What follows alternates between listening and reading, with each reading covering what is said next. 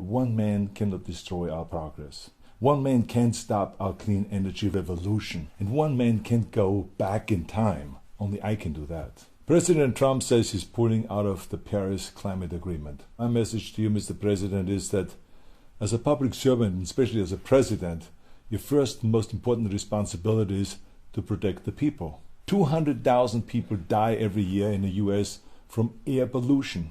And half of our rivers and streams are too polluted for our health. We can't sit back and just do nothing while people are getting sick and dying, especially when you know there's another way. Mr. President, I know that it can be easier and more comfortable to look backwards. And to many people, the past we know is less scary than the future that we don't know. But some of us know what a clean energy future looks like. And it isn't scary. We have seen it in cities and states and all over the world. In fact, we know that the dirty energy future with asthma, emphysema, and cancer is much, much more terrifying. So please, Mr. President, choose the future. No one remembers the people who told President Kennedy not to go to the moon. We remember the great leaders.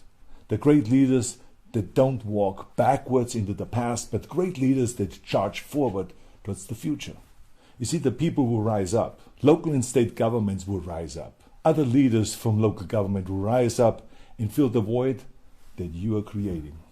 Like all the great movements in human history, our clean future starts with a grassroots movement in our communities, our cities, and our states. 70% of our dirty emissions can be controlled at the state and local level. We can't leave it to Washington, D.C. to lead. No, we need to do it ourselves. As a matter of fact, when I was governor of California and Washington failed to lead, we passed the strictest environmental rules in our country, and our economy is now booming.